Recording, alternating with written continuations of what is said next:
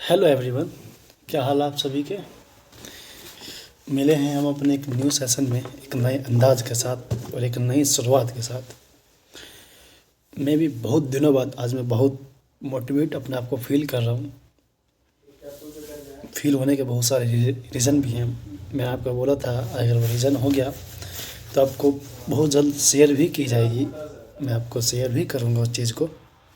और हमने जैसा कि लास्ट सेशन में सिविल सर्विसेज के बारे में अध्ययन कर चुके थे, तो हम लोग अपने एक न्यू टॉपिक की ओर आगे चलते हैं। जिस टॉपिक का नाम है शासन के विभिन्न पहलू व संदर्भ। किस पर्सपेक्टिव में? सुशासन। मतलब इसमें हम लोग विभिन्न इसमें विभिन्न हम विभाजित वर्गों का अध्ययन करेंगे। जैसे सुशासन यानी गुड गवर्नेंस, ई गवर्नेंस, और शासन में जन भागीदारी तथा उत्तरदायित्व की अवधारणा, कॉर्पोरेट शासन, फिर सर्वोत्तम प्रतिमान। जो सर्वोत्तम प्रतिमान है उसको नागरिक अधिकार घोषणा पत्र, लोक वित्त निवारण तंत्र और दक्ष सेवा प्रदान किया जाना। और एक बहुत जल्द हम एक छोटी सी इनिशिएटिव करने वाले हैं कि आप जो भी टॉपिक होगा उस टॉपिक को बाय बोर्ड मैप वर्क के थ्रू होगा, ताकि मैं भी उस चीज़ को बहुत ईजिली समझा पाऊँगा, जिसके ड्यूरेशन में यह होगा कि हम अपना एक न्यू सेशन कर पाएंगे, मतलब बहुत अच्छे जो सेशन कर पाएंगे। और जो सरकार के जो क्रियाकलाप हैं, तो जो सरकार शासन में मेनली क्या है, सरकार के क्रियाकलाप, उसके कृत्य, मतलब एक्चुअली जो क्रियाकलाप है, क्रियाकलाप को ही कृत्य बोला जाता है। यानी उसके अपने कार्य को करते हुए किसके राष्ट्रीय हित को साधना, किस चीज़ से? उपलब्ध संसाधनों से, नागरिक समाज और बाजार के सहयोग से। जब सरकार साधनों का नागरिक समाज तथा बाजार की मदद से उस चीज़ को दक्षतम उपयोग करते हुए क्या करें, राष्ट्रीय हित को साधने की कोशिश करें, उसे शासन कहा जाता है। वर्तमान में जो विश्व में लोकतांत्रिक शासन है, उसकी जो प्रणाली अधिक लोकप्रिय बनकर उभरी है। इसका जो मेनली रीज़न है, ये जनता की इच्छा और जन सहभागिता के कारण ही संभव हो पाता है। और सबसे बड़ी बात इसलिए है कि शासन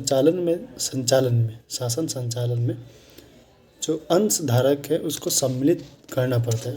वर्तमान लोकतांत्रिक संस्थाएं बहुदलवादी संगठनों द्वारा प्रस्तुत मसौदे को ध्यान में रखते हुए इस बात की निर्णय प्रक्रिया में आगे बढ़ती है।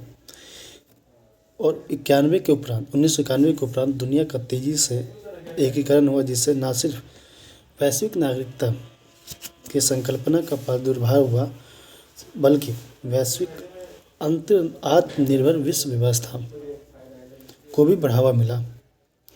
वर्तमान में दुनिया की आर्थिक एकीकरण की वजह से वैश्विक बिरादरी में विभिन्न देशों में मध्य एकीकरण बढ़ी है, और लिहाजा कोई भी बहुमत या हुकूमत में अपने दायित्व के निर्वहन के लिए ज़्यादा से ज़्यादा उस चीज़ को निर्वहन करते हुए अपने आप को सत्ता में बनाए रखना चाहेगी। नागरिक समाज से जुड़े संगठनों की इसमें राय भी बहुत ज़्यादा ज़रूरी है। जो एक्चुअली जो सुशासन है, यानी जो गुड गवर्नेंस है, इसकी जो अनौपचारिक शुरुआत है 20वीं सदी मतलब 1970 के आसपास मानी जाती है। एक ब्रिटेन के प्रधानमंत्री थे मार्गरेट थैचर। उन्होंने इस संकल्पना को प्रतिपादित किया। उन्होंने कहा, और 1981 और 89 में यूएस प्रेसिडेंट थे रोनाल्ड रीगन।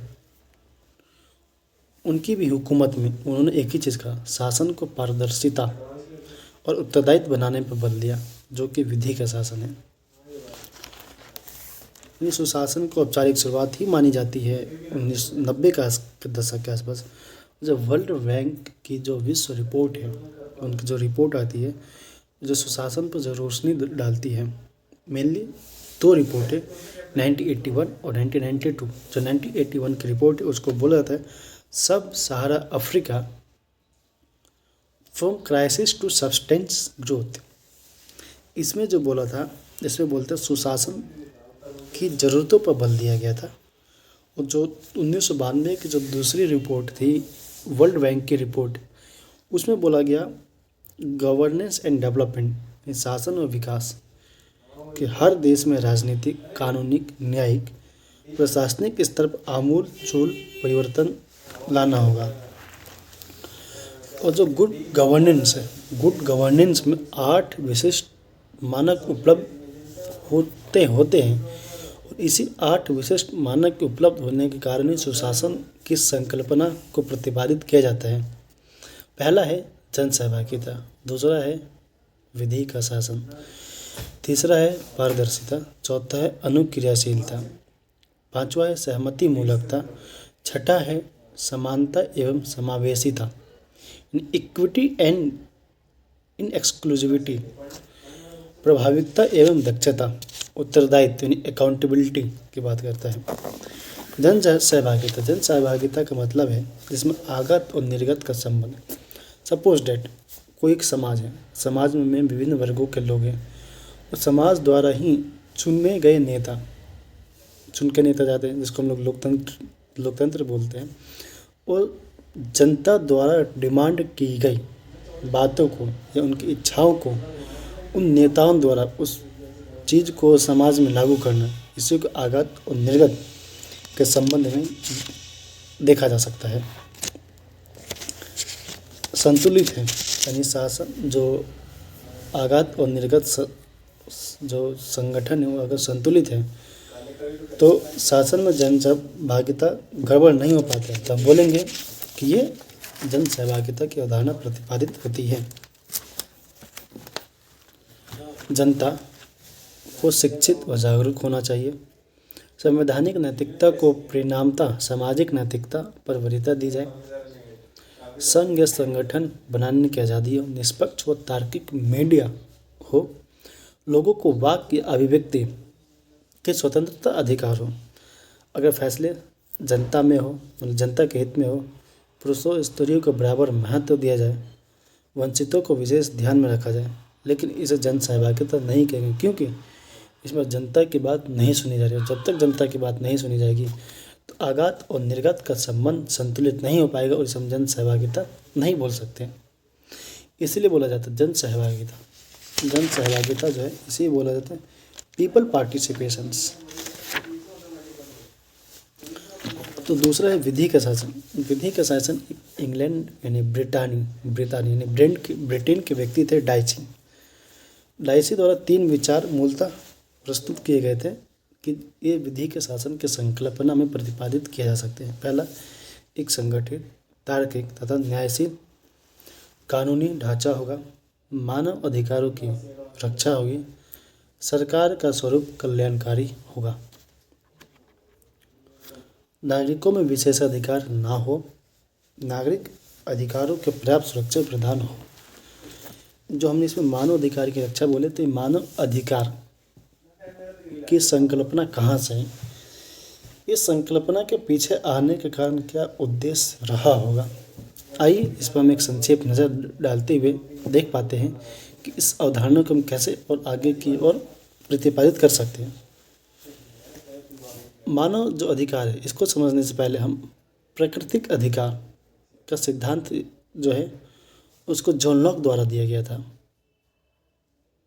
जो होता है राज्य पूर्व अवस्था, मतलब राज्य से भी पहले दी गई अधिकार है, जिसको हम लोग प्राकृतिक अवस्था बोलते हैं। मनुष्य के पास कुछ अधिकार थे जिन्हें प्राकृतिक अधिकार बोलते हैं।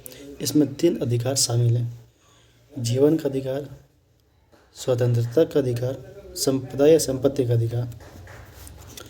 और इन्हीं के मानवाधिकार के रूप में प्रकट होने लगे जब प्राकृतिक अधिकार का स्वरूप हो मानवाधिकार। यूएन अपनी घोषणा पत्र में इस बात को प्रतिपादित करता है और घोषणा पत्र जारी करते हुए कहा, अपने डिक्लेरेशन ऑफ मानव अधिकार घोषणा पत्र में 10 दिसंबर 1948 को, इसमें 30 अनुच्छेद हैं और जो कि कहीं ना कहीं ह्यूमन राइट्स की मांग की जाएगी, इस बात को अधिकारित करते हैं। और ये अगर हम मानव अधिकार के भौगोलिक संप्रभुता पर भी वरीयता दी जाने लगे। तो 3 चरणों में इसका विकास हुआ। फर्स्ट चरण में उदारवाद की बात की जाती है, राजनीतिक और नागरिक अधिकारों के रूप में। उदाहरण में इसमें संगठन बनाना, चुनाव लड़ने की आज़ादी, मत देना का अधिकार भी शामिल है। अभिव्यक्ति का अधिकार भी इसमें बहुत अच्छे से इसमें व्यक्ति को दिया गया है। दूसरे चरण में समाजवाद के साथ, जैसे सामाजिक आर्थिक आधार पर बल दिया गया, समानता पर बल दिया गया। इसको हम लोग साम्यवाद के चश्मे यानी उसके दृष्टिकोण से भी हम लोग देख सकते हैं। और जो तीसरा चरण है ये अभी चल रहा है, जैसे लैंगिक न्याय पर बल, समलैंगिक पर अधिकार, मानवतावाद से जुड़े सुरक्षा के अधिकार पर बल, स्वच्छ पर्यावरण के अधिकार पर बल, वैश्विक शांति का आधार।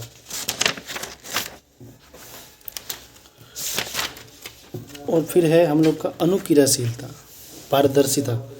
पारदर्शिता का अभिप्राय यह है कि जब शासन को सुनिश्चित करने वाली संस्थाएं स्थापित नियमों के दायरे में ही रहते हुए निर्धारित प्रक्रियाओं का अनुसरण करते हुए शासन व्यवस्था का संचालन कर रही है या नहीं, इसकी जानकारी के अंशधारकों की सहजता से मिलनी चाहिए। इसी को पारदर्शिता कहते हैं।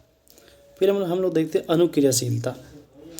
जबकि शासन व्यवस्था जनहित के मुद्दे को समय सीमाबद्ध तरीके से पूर्ण कर पाने में सक्षम हो तो अनुक्रियाशीलता शासन तंत्र कहते हैं। दायित्व है कि अनुक्रियाशीलता शासन तंत्र सुशासन की एक शर्त है। एक सहमति मूलकता, शासन तंत्र को निर्णय निर्माण की प्रक्रिया में जनता के सभी वर्गों के हितों के मध्य समन्वय तथा तालमेल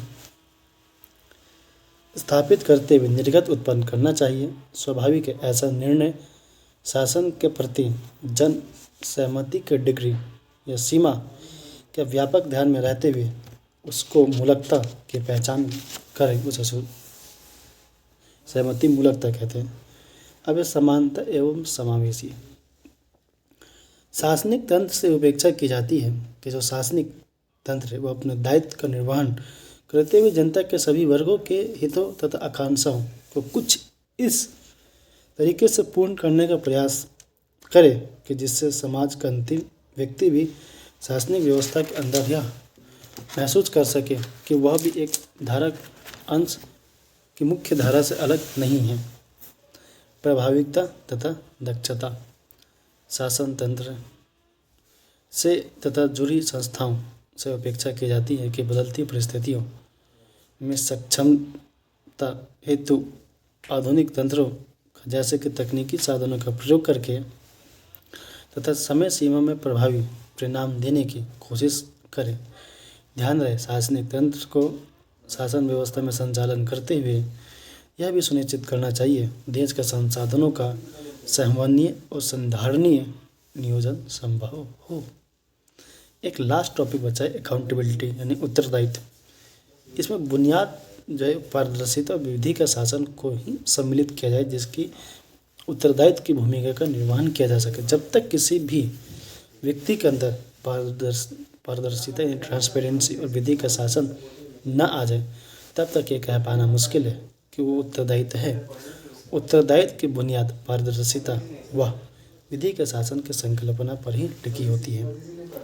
सामान्यतः ये अर्थों में उत्तरदायित्व के संदर्भ में यह कहा जा सकता है कि शासन के निर्गत द्वारा अंश धारकों को अगर किसी निर्णय किसी भी तरह का नुकसान होता है तो उसके जवाबदेही और जिम्मेदारी उठानी होती है। इसी को दायित्व बोला जाता है। हम लोग एक्चुअली जो है कुछ 2 से 3 टॉपिक और बचे हैं सुशासन से संबंधित। इसको हम लोग करेंगे एक आने वाले एक बेहतरीन सेशन के साथ एक नए अंदाज में। जब तक का मिलते हैं हम लोग एक अलग वीडियो में। धन्यवाद।